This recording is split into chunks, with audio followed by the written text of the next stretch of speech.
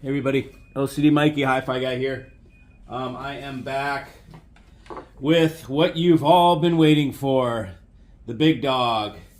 This is the Playback Designs MPD-8. This is my reference DAC that I have had as my reference for the last 2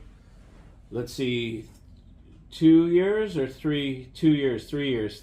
I can't remember, 2 or 3 years. I still have not found a DAC that sounds better. First of all, let's start with the chassis, okay? I will pull this off, and I've already loosened these from before, these connectors, but what I have to show you here from the side is 1-inch aluminum. I don't know if you can see that right there, that profile is 1 inch. This whole lid is milled out of 1-inch solid aluminum plate. So this lid here is extremely heavy. And the significance of this lid being so heavy is that when it is like that heavy around here, that means any airborne vibrations that happen in the room from loud music, whatever, when you've got vibration coming through the air from the speakers, it's going to hit those sides of the chassis, and it's really not going to affect or move or vibrate that metal whatsoever. There's not enough energy to vibrate 1-inch thick aluminum.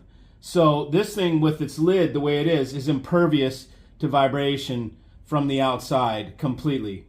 Unlike other items that are maybe sheet metal that have damping in them, they still get vibration, but then they damp them into another piece, a constrained layer that's in there. Something like this Playback doesn't even excite. It doesn't even resonate. You can't get that thing to resonate. You'd have to have, 25 hertz or 30 hertz playing at like 110 dB to make this thing even move at all. So that's the first thing that I wanted to point out, was just the massive structure of that cover. It's the sides, it's the top, it's the front. It's all one big giant shield, if you will, from vibration. It's a giant mass. Okay, now let's move into the exquisite design of this DAC. Okay, what we see first off is a massive linear power supply. Okay, remember the first one, probably the best, the highest falutin out of the DACs that you've seen out of this series was the Rockna Wave Dream Signature. Remember, it also had 3 transformers up front, but 2 of them were about this big. Okay, like they could fit in the core of these. And the third one, the big one, was not even as big as these here. This has 3 equally sized, very large for something that's not an amplifier. These are very large transformers. Okay, they hold a lot of energy. Furthermore, we can see there's a green. We can see a wrap here. I don't know if you can see this from the side, but you see this green stuff, okay, that wrap. These transformers are wrapped in mu metal.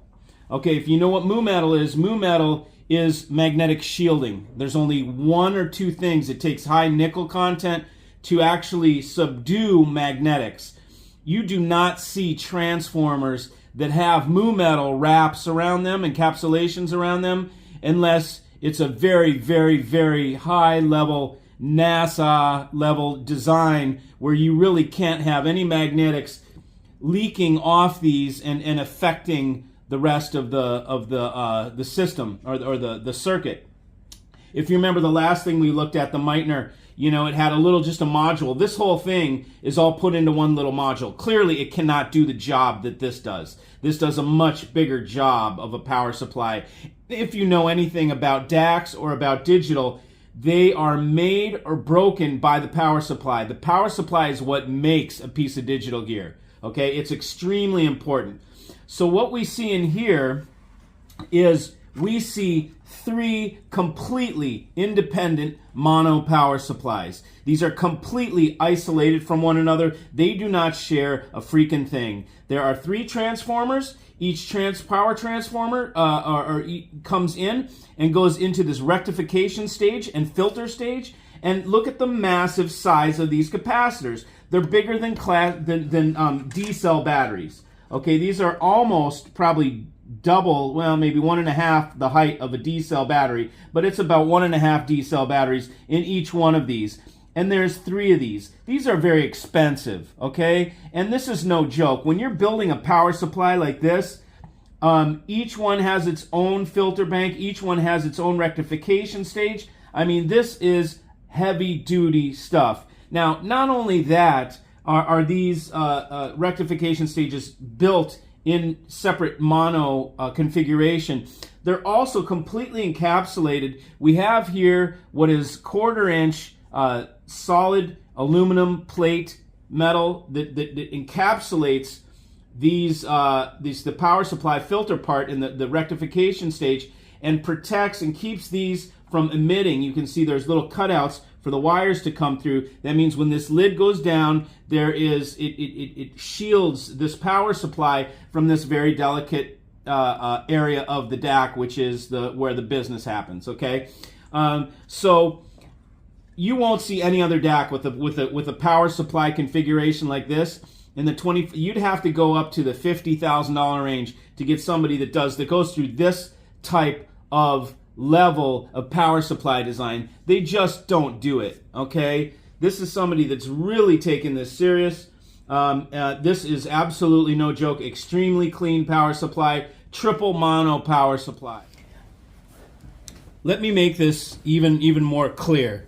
Okay, so if we draw a line right through here, okay, down this DAC, what we see is its own transformer, its own rectification stage, its own voltage regulation stage here, and then we come over to, this is the digital input, we've got a complete separate DAC stage and output section, okay? So it's completely isolated from the right side. The left side has its own left channel DAC. This only handles one side, only your left channel of the DAC. It does everything. And the same up if we go up higher. I'll put this in closer. This is left, this is right. For the digital board, we've got a left and right, or however it's set up. This is left and right upsampling to DSD. We go down and the data comes down here, and we've got a complete separate whole DAC section for the left side, whole output section for the left side, whole filter bank, whole transformer, whole voltage regulation stage, all just dedicated to the left side. And then we have the opposite on the other side for the right side. So that level of separation into separates inside a unit is very uncommon. You don't normally see that. That's what makes this DAC so special, is how isolated the left channel is from the right channel. Just want to make that clear. And this one is for the digital board. Also, what you can't see right here, but I will show you, is where the power mains come into this piece, okay, and they go up to the forward. They have to feed these transformers up front, right? If you can see that black thing right there, you'll see that there is a channel. If you look in here, you can see it all the way along this there. That is a U channel that completely shields the mains power as it comes up past this circuitry and comes up to the front. So it's completely shielded. Then it's behind this shield here. So it shields it from any of this delicate circuitry. And if you look at some of those other designs, like say the Rockna or whatever, you just see wires twisted coming up the side. They're not shielded at all. They're just right there. And those emit magnetism, and they emit RF, or EMI rather. And so that's something that you don't see. You'd have to look. And same even on the Meitner, we could see that it comes up the side. It goes, the twisted wires go right to that little block.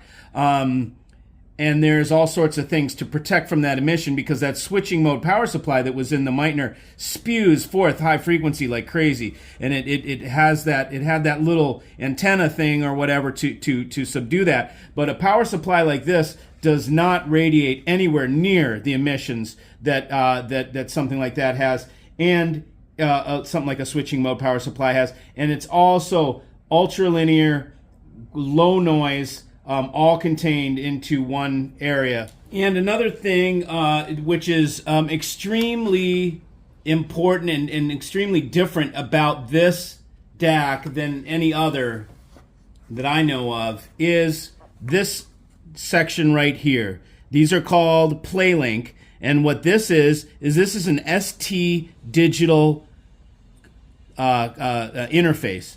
These are used in broadcast at the network operations center, where they have all those computers in the racks, you know, hundreds and hundreds of them, and they got all the wire. This is high level digital interface. It's glass, AT&T Glass Fiber.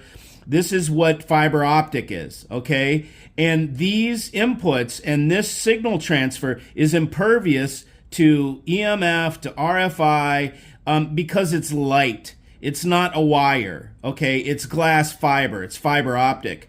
It's the best input that you could possibly give your DAC is via glass fiber, okay?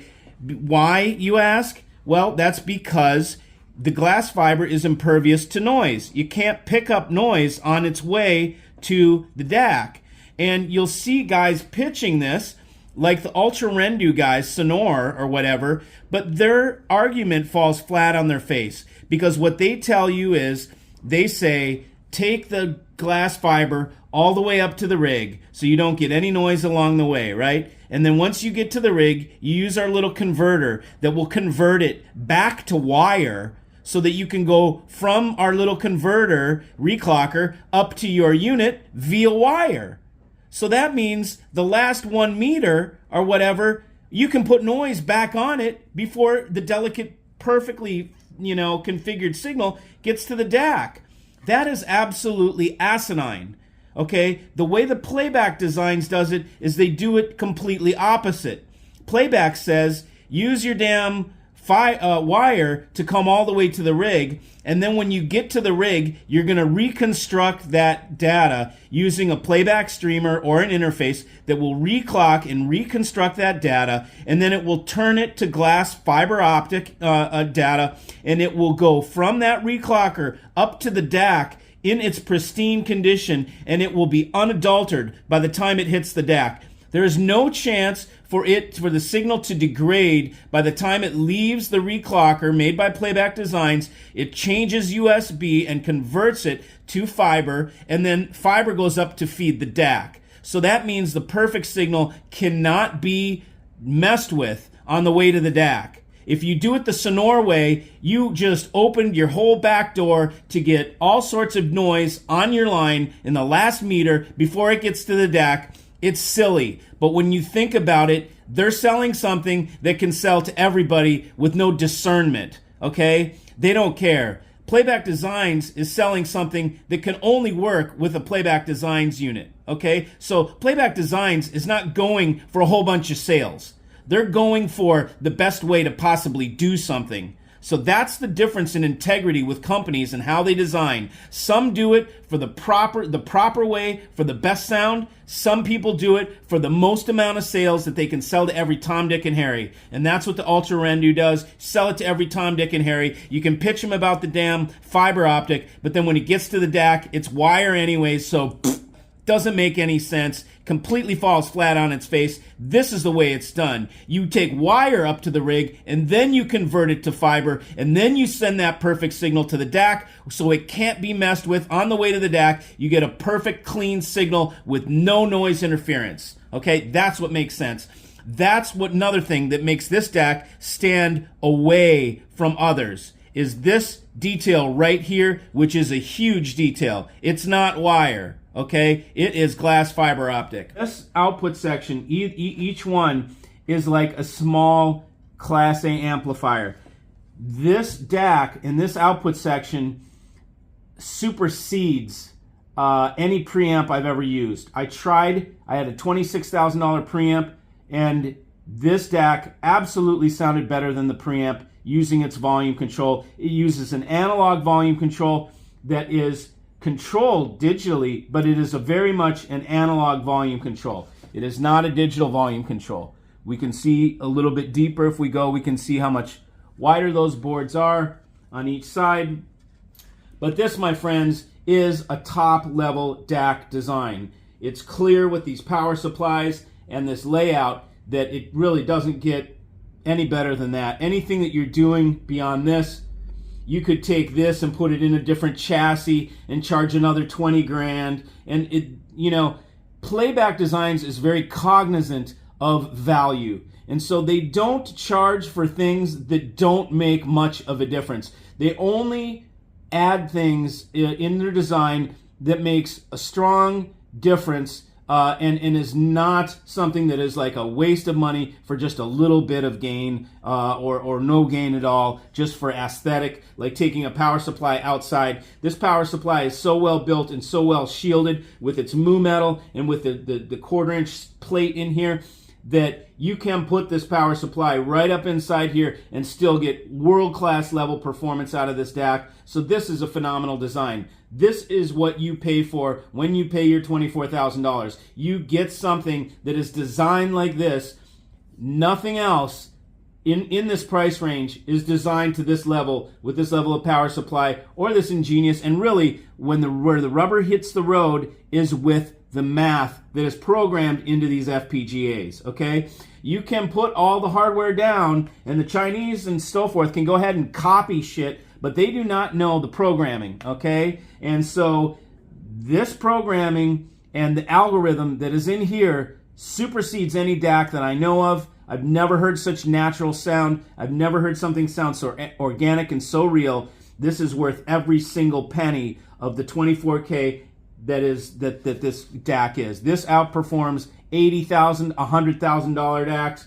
I've got an open invitation for a guy that has a $165,000 DAC, this crazy thing out of Spain that's extremely gaudy. And I said, well, let's put the test in the pedal to the metal, and let me come with this DAC, and let's compare it to for 24 grand. Let me compare it to your $165,000 piece of God that comes from Spain, and let's see where the rubber meets the road, and let's see how it performs. So anyways, here is the Playback Designs MPD-8 in all its glory, the king daddy of DACs, in my opinion. And the best part is that this all comes wrapped up in a package that has software-based DAC conversion, meaning it's FPGA based.